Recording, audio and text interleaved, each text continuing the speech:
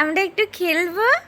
হ্যাঁ, আমরা খেলু খেলু করবো। হ্যাঁ হ্যাঁ, উলি বাবালে আমার সোনাটা।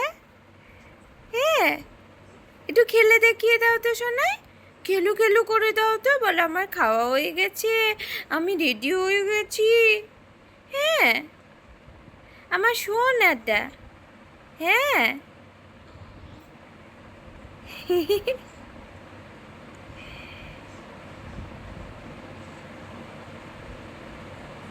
বাবুটা কি হয়েছে?